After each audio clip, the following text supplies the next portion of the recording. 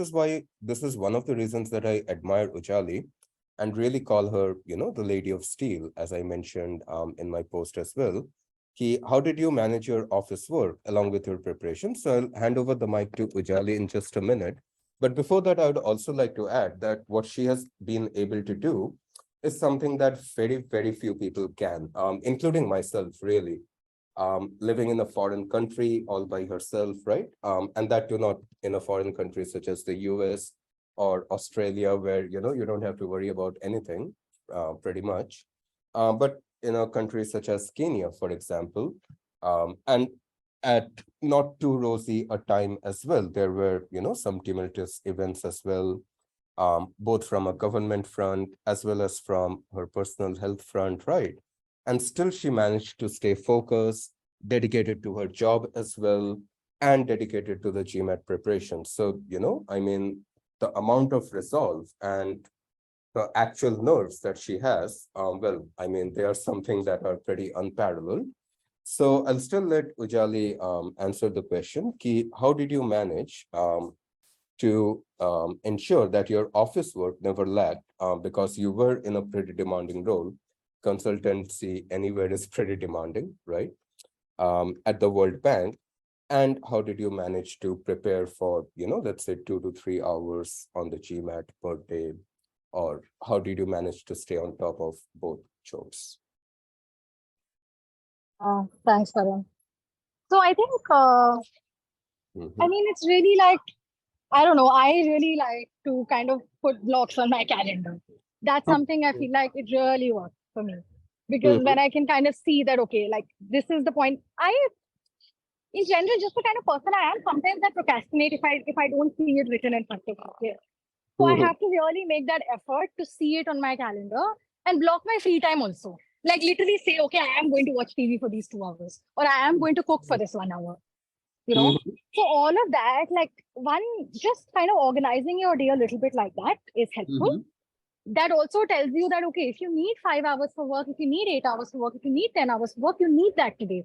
And if I need like that, like kind of one day to go out and just like be with my friends and like go for a run or go for a class or just like do whatever I wanted, I also have time set up for that. That also kind of internally motivated me to be like, I have to go for this concert in the evening. Let me like finish my, like, let me do like 1.5 hours right now. That sort of a thing. But I think for the most part, I did cut down significantly on my social life during this time. I will say that. So I not, yeah. I mean, that was one thing which took some sort of a hit. But I guess like at different points in life, you have to prioritize slightly different things, right? So there are Saturday nights where I've been sitting at a cafe and yeah, other people are drinking and whatever. And I just have like my earplugs on and I'm like studying.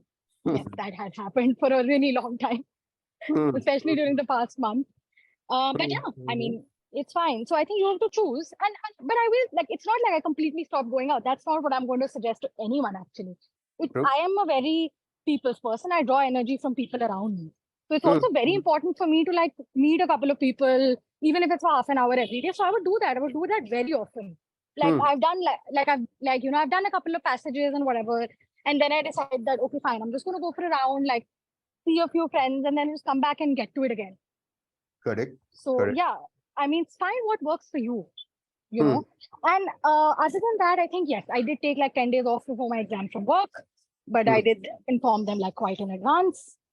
Just keep if you try and keep your managers in the loop, I think that really helps. Either way, right?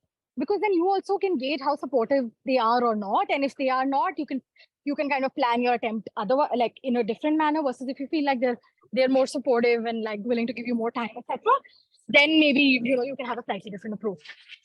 So I did kind of like, I remember like there were a couple of different things that came up right before my exam, and I just kind of asked them, okay, like what are the deadlines?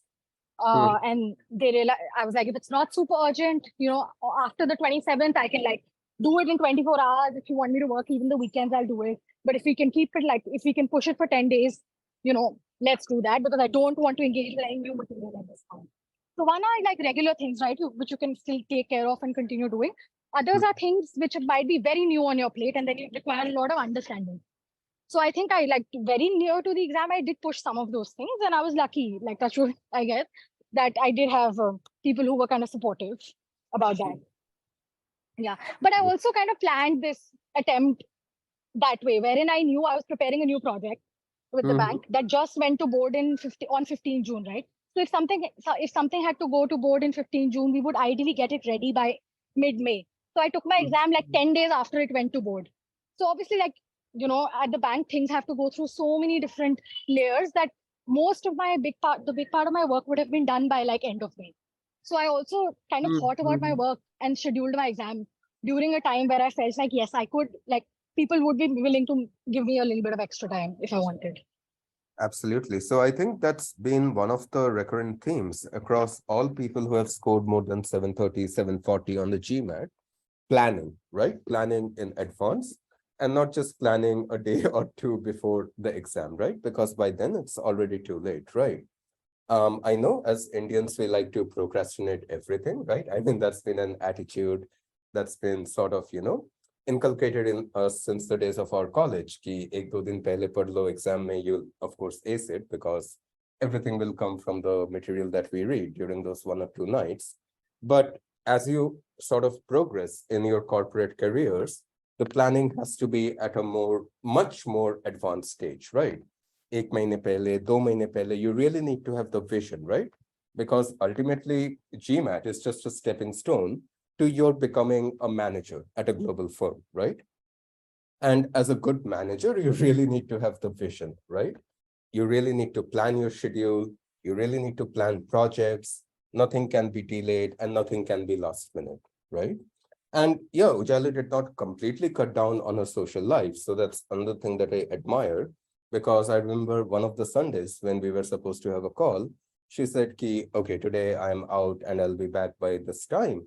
So today is my social day or a day for catching up with my friends. And that is extremely important, right? Because you would have all heard the saying, all work and no play makes Jack a dull boy, right? So, matlab aap kitna hi padh sakte ho din mein? That's basically the question, right? You can't really read for more than 3 to 4 or study for more than 3 to 4 hours on any given day, right? After that, you feel tired, your brain feels stagnated, and nothing new will sort of get absorbed, right? So it's just about finding the right balance and, of course, sacrificing on some of those aspects that you can always catch up on later, right? For example, is that drink with 2 people whom you haven't seen for 5 years, is that really as important as, sort of solving the next set of questions when you have your exam 5 days out, right? So those are the sorts of decisions that you have to make. Can that other thing be pushed back by 7 days? If it can, then the exam takes much more priority. So again, planning and decision making have to be at the forefront of your journey as a manager.